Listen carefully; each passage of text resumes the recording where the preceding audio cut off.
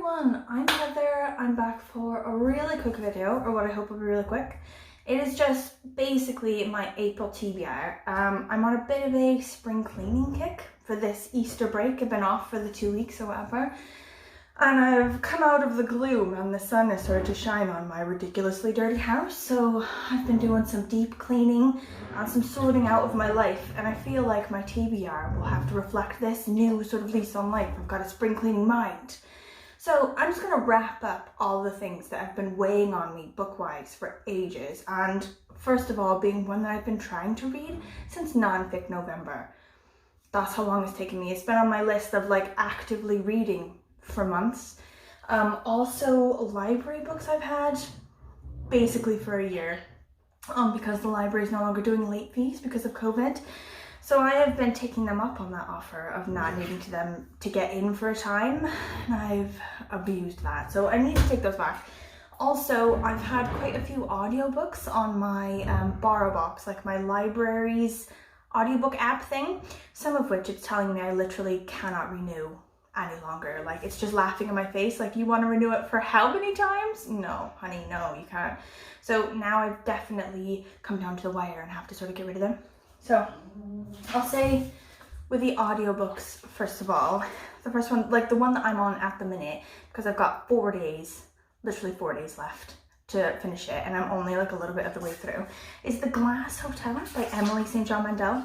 I really liked her one that was like Station 11 or something like this, like a sort of post-apocalyptic sort of one. I really liked that one, so I thought when this one came up and everyone was raving about it, I was like, oh yeah, I'll give that one a go. But then it just kept slipping and slipping and slipping down my TBR. Anyway, like D-Day is here, it is time to do it. It's like basically the idea about this one is that it's this woman, she's like a bartender, she meets this like rich guy and she marries him or whatever, and there's like this incident in a hotel where she was working where her brother was accused of like putting this graffiti on the wall or like on the mirror or something, or like a death threat, and he was fired, and the threat was against the guy who she ended up marrying. And then sort of later on, I guess in years or later on in the book or whatever, the guy who the threat was against, his like Ponzi scheme or whatever crumbles, and he's like, I don't know, in trouble with the law or something like this. Like, I don't know what's up fully, but it says on it, on the back, or like in the blurb, it's about greed and guilt, fantasy and delusion, art and ghosts of our pasts. So it sounds delightful. I'm a bit of the way through and it's still not gripping me, do you know what I mean? Like, but I'm optimistic that it's gonna get better, really. Okay, so the next one that's in my Borrow Box ready to go and screaming in my face that it's been way too long is Ready Player 2 by Ernest Cline. So I liked Ready Player 1. The movie, not so much, but the book was ace. I really liked it. And like the first one, there's like this virtual reality. It's like the future, and everyone lives way more in the virtual reality than in the physical reality because like the real world is crumbling. It's a bit like dystopian, like everyone's poor and the world is crumbling and blah blah blah. So people sort of go into this virtual world instead. And like the guy who originally created this virtual world hid like an Easter egg in the game somewhere, and so this kid spends ages trying to find it and trying to win this game, and he does in the end. So I guess in the second one, there's like another life-changing tech advancement Easter egg hidden in the game, and he's got to go in again and have like another quest and another prize and whatever. Like, it seems like samey, but loads of people are saying, oh, I've loved it. So I'm sure this one will be nice, right? I'm pretty sure. I hope they don't make another movie though, because the movie was bad. Okay, next one. Moon Over Soho, also a sequel. Okay, this is the thing, like, I read the first one, I really like the first one, I think I should read the second one. I put the second one in my bin on the like audiobook app thing, and then it just lives there until it either dies or I do something about it. So the next one is Moon Over Soho by Ben Aronovich. I really like the first one of this, which was Rivers of London. It's like, basically the idea is this young guy is a police officer in London, like from Met Police, but he's in this like special division of the police that no one knows about. It's like the magic division that deals with like crimes with magic and stuff. And like the only other guy in the department, like the department is just him and an old guy, and the old guy is like the last magician or the last wizard in the UK or on Earth or something.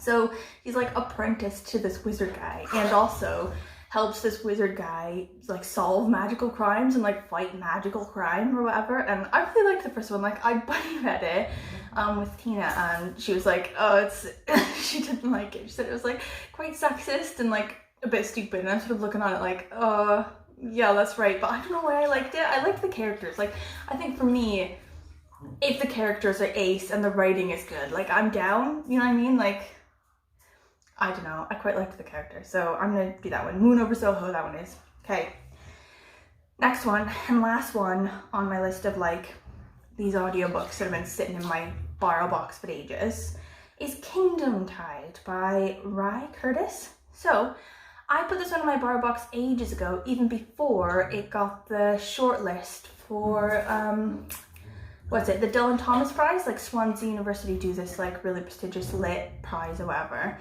And as soon as it was sort of named as part of that, the list for when you can have the audiobook like skyrocketed. So mine, I have it now and it's sitting in my thing, but I think if I was to cancel it and then ask for it again, I wouldn't get it until September or something. So I'm glad that I was on top of that, but also I feel so much pressure to just get it done because I know they're not going to let me renew it because there's like a huge line of people that want it. Anyway, the idea for this one is this like 70-year-old woman is like in a plane crash in Montana in the mountains in I think the 80s or something. And it's about this woman trying to survive until people rescue her like in the mountains. But it's also about this like park ranger who's a bit like one of these like dark detectives I like. One of these like inner demons type noir detectives, but she's a park ranger. She's like divorced and she's like drinking herself to death because she likes it, you know. But she's a park ranger and she's in charge of the team that's going out looking for this 70-year-old woman who's crashed in the airplane. And people are like, nah, she's dead, give it up. She's like, nah. She's determined to find this woman, and she like has this team of people that help her. And apparently both women are really good characters. Again, like strong character type person. So I'm excited about that one. I gotta get to that one. Right. So that's the audiobooks that are sitting in my bin.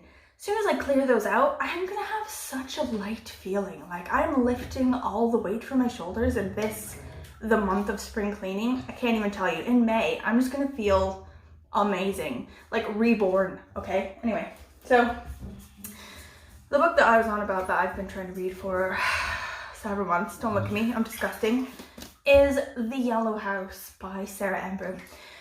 I know that this book is amazing. I've read part of it. God knows if I remember what it was that I read. But I remember it being really good. Loads of people said it's amazing. It was like the group book for Non-Kick November. I really am actually going to finish it now. Like I'm going to finish it this month and it's going to be amazing.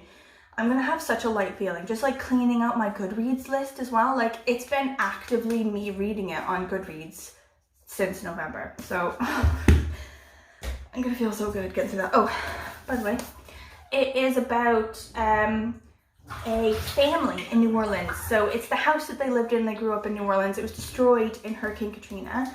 But it's like quite an old house, and it's sort of this story of this woman's family and her like ancestors in New Orleans, and also her present sort of family and everything, and the house that they grew up in, which I quite like. Okay, so the last three are library books that I'm looking to clear. So I've had these. So like when the library first reopened after the first lockdown, they instituted this thing where you could just have the librarian pick you some books. Like you could just say what kind of books you like, and then they would just pick 5 for you and put them in a grab bag. And I was like, yes, this is probably gonna be bad, but what if it's not? What if it's just amazing? And these, so the 3 that I have left are 3 from that initial 5 that I haven't gotten to yet. And that was a year ago. Was it a year ago? And I feel embarrassed because they're all hardback books, all relatively new books that people have probably had on their holds for a year waiting for me to return them, and I feel like a shitbag about it. So gonna sort it out right now, okay? Coming to you live from April, sort everything out. That's what I'm about. Okay, first one. Magic for Liars, Sarah Gailey, something like that. So this one is sharp new take on California noir. Magic for Liars follows the twists and turns of a complicated woman's investigation at a hidden school of witchcraft and wizardry. Ivy has an almost sustainable career as a private investigator, an empty apartment in the rapidly gentrifying Bay Area, and a slight drinking problem. She doesn't in any way wish she were like Tabitha, her strange, magically gifted twin sister. I love these like dark detectives, you know, and it's like a magic dark detective. A bit like Moon over Soho, really. So I've got a theme going, but I'm excited. Gonna sort that one out. Next one, I'd never heard of until this like grab bag thing happened. But I'm glad that it's come around because it looks okay, to be honest. You have to make your own fun around here by Frances Mackin. And the idea for this one, I was looking on the thing, a captivating story of the people who shape us and the places we struggle to leave behind. So it's basically a group of friends who are girls in rural Ireland. They're sort of looking to get out of that area and to have more adventures, I guess. And it's just sort of about friends and stuff. So it sounds a bit boring like plot-wise, but I reckon, again, strong characters, okay, emotional. I'm excited for that one. Okay, last effing one. Are you ready? East of Croydon by Sue Perkins. So I had never heard of this one either before the grab bag, but it looks okay, to be honest. And I don't really watch a lot of Sue Perkins. She's a bit like, you know, like a famous sort of TV personality type person in the UK. But because I moved here late in life, I'd not really seen anything by her, and I still really haven't. But she's apparently hilarious. Loads of people said she's hilarious. The audiobook version of this for BorrowBox is backed up till December. So there's gotta be something about it that's amazing.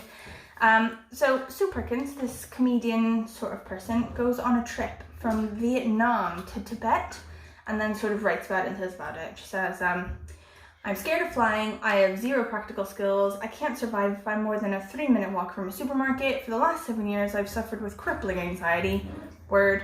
I bolt when panicked, I cannot bear to witness humans or animals in distress, I have no ability to learn languages, I am a terrible hypochondriac, I'm no good with boats. So I said yes. So that's pretty funny, pretty excited about that. Okay, that's the end. That's my April TBR, and by the end of it, oh my god, I'm gonna feel so good. I'm gonna have cleaned my house, cleaned my to-be-read pile. I'm just gonna feel amazing. If you have any thoughts about any of these books that I've mentioned, or any ones that are similar that you liked or didn't like or whatever, any recommendations for me, any thoughts literally at all about potentially spring cleaning, like how to get the grease stains off the inside of my oven, hit me up because I'm having a difficult time. Just any thoughts at all, let me know. Thank you for watching. I love you all. Goodbye. Bye. Bye.